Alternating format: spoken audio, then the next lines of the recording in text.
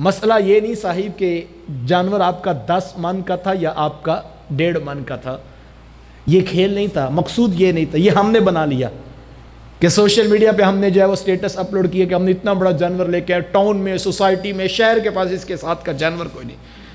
تو صاحب اللہ کو تو یہ غرض ہی نہیں، تم نے 10 من کا کیا یا تم نے 1 من کا جانور ذبح کیا، وہ یہ نہیں دیکھ رہا، وہ یہ دیکھ رہا ہے یہاں پر کیا موجود تھا۔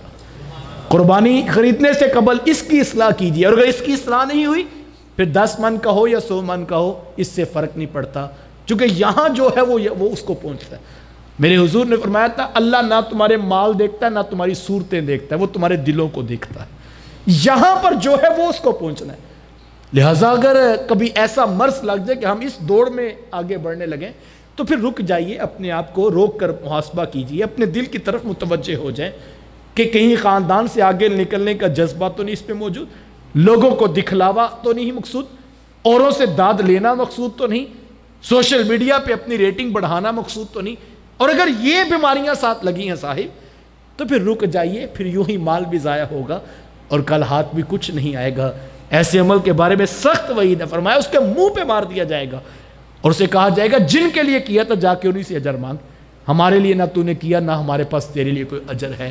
لہٰذا اخلاص سے کیجئے، نیت کا قبلہ درست رکھیے، اور پھر اللہ توفیق دے تو جو گوشت ہو اس کو راہ خدا میں بانٹیے۔ اور یہ بہت بڑا کام ہے، ہم اس عنوان کو سیرت رسول سے سیکھ سکتے ہیں۔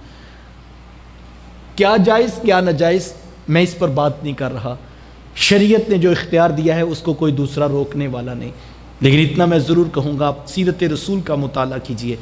اللہ کے رسول صلی اللہ علیہ وآلہ وسلم نے ایک جانور ذبح کیا اور میرے حضور گھر تشریف لائے تو حضور میں کہ عائشہ وہ گوشت کا کیا بنا؟ ام المومنین حضرت سیدہ عائشہ صدیقہ رضی اللہ تعالیٰ عنہ عرض کرتی ہیں کہ حضور وہ ہم نے سارا راہ خدا میں بانٹ دیا ہے اور یہ صرف بکری کا ایک کھر بچا ہے، یعنی پورا جانور بانٹ دیا اور یہ صرف بکری کا کھر بچا ہے۔ تو حضور فرمایا کہ عائشہ بچا یہ تو نہیں ہے، بچا تو وہ ہے جو اس کے نام کا بانٹ دیا ہوا ہے۔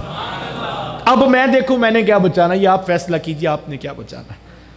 ہم نے تو جانور کی قربانی کی تو ہم نے کہا یہ سائڈ پہ کر دو، اس کا ہم فلاں جو ہے وہ کھانا بنائیں گے، یہ الگ کر دو، یا ہم نے دوستوں کی پارٹی کرنی ہے اس کا ہم ناشتہ بنوائیں گے اور اس کا ہم جو ہے فلاں ہوٹل سے بنوائیں گے، اور جو پیچھے ہماری سمجھ میں نہ آیا تو ہم نے کہا کہ بلاؤ نا اب کام والی کو اور جو ہے فلاں ڈرائیور کو بلا لو، اس کو اپنا حصہ لے جاؤ۔ یہ تو مقصود صاحب قربانی کس چیز کا نام تھا؟ قرآن نے واضح نہیں کہا تھا لا تنالوا البر حتی تنفقوا مما تحبون، تم نیکی کو کبھی نہیں پا سکتے جب تک راہ خدا میں وہ خرچ نہ کرو جو تمہیں پسند ہے۔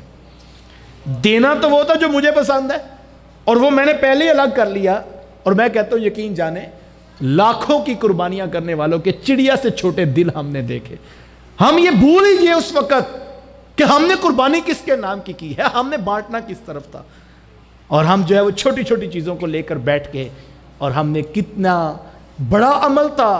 اور یہ میں کہتا ہوں یہ تو صرف ایک جانور ذبح کرنا تھا، حقیقت کچھ اور تھی، مقصود جانور تو تھا ہی نہیں صاحب۔ یہ جو جانور کی گردن پہ چھری رکھ کے چلانا تھا یہ پیغام دے رہا تھا مالک ایک جانور کیا ہے، مجھے گوشت کی ضرورت نہیں ہے، میں تیرے نام پہ سب کچھ مارنے کے لیے تیار ہوں۔ اور اگر ہم نے 10 من کا جانور تو ذبح کیا اور ہم اپنی ایک خواہش کی قربانی بھی دینے کے لیے تیار نہیں ہیں تو پھر یہی رک جائیے۔ قربانی کا فلسفہ ہم سے تقاضا کرتا ہے، اور قرب خدا اس وقت تک نہیں ملتا صاحب جب تک اس نفس کی خواہش پہ چھری نہ چلائی جائے۔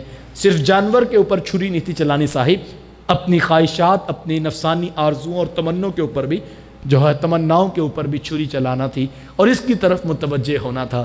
اور میں دعوت دوں گا جہاں آپ جانور کی جو ہے وہ گردن کاٹ کر رب کی رضا کے حصول کے لیے، اس کے قرب کے لیے آگے بڑھ رہے ہیں، آئیے وہاں پر اپنے اندر پلنے والے انانیت، تکبر اور کینے اور حسد کے بت بھی توڑنے کا مزاج پیدا کیجیے۔ یہ عید قربان ہے، یہ مجھے اور آپ کو خوشیوں کا پیغام دیتی ہے، یہ مجھے اور آپ کو دکھوں میں شریک ہونے کی دعوت دیتی ہے۔ آئیے اپنے نفس کے اوپر چھری رکھیے اور ٹوٹے رشتوں کو جوڑ لینے کا عہد کیجیے، سلو کر لینے کا حوصلہ پیدا کیجیے، معاف کر دینے کی عادت کو اختیار کیجیے، بہنوں کے سروں پہ شفقت کے ہاتھ رکھیے، کدورتیں ختم کر کے، نفرتیں توڑ کر اپنے بھائیوں کو سینے سے لگانے کا عہد کیجئے۔ یہ حقیقی قربانی ہے جو اپنی ذات کی مجھے اور آپ کو پیش کرنا ہے۔ اور اگر ہم نے صرف جانور ذبح کیا صاحب، اور ہمارے عمل میں، ہمارے اخلاص میں، ہمارے انداز میں، ہمارے رویوں میں، ہمارے لہجوں میں کوئی تبدیلی نہیں آئی، تو پھر شاید ہم نے قربانی کا فلسفہ اپنی روح میں نہیں اتارا۔ قربانی تو میرے حضور کی جو تعلیمات ہیں وہ یہ تھی، ہم اپنی ذات کی قربانی پیش کرتے اور اپنے رب کو راضی کرتے۔ میرا دل نہیں کرتا تھا میں اس شخص سے سلو کروں، اس نے میرے سے زیادتی کی تھی، لیکن میرے رسول کا حکم آ گیا، جو تیرے سے توڑے تو اس کے ساتھ تعلق جوڑ لیا کر۔ تو مشکل تو ہے۔ اللہ کے رسول صلی اللہ علیہ وآلہ وسلم نے فرمایا، جو شخص جھگڑا چھوڑ دے، اس کے باوجود کہ وہ حق بجانب تھا کہ وہ جھگڑا کر سکتا تھا، لیکن اس کے باوجود وہ چھوڑ دے، تو میرے حضور کیا فرماتے ہیں؟ فرمایا میں محمد اس کو جنت میں محل کی ضمانت دیتا ہوں۔ اتنی بڑی بات ہے، جنت میں محل کی ضمانت کس کے لیے؟ جو حق پر ہونے کے باوجود جھگڑا چھوڑ دے۔ اور ہم حق پر نہیں ہوتے، لیکن ہم کہتے ہیں ہم اس کی جو چیخیں نکال دیں گے۔ یہ ہوتا کون ہے ہمیں بات کرنے والا؟ حکم تو یہ تھا صاحب، حق پر ہو پھر بھی اختلاف چھوڑ دو، جھگڑا چھوڑ دو، بھائیوں کو بچا لو، سینوں سے لگا لو، محبتیں بانٹو، پیار بانٹو، الفت بانٹو۔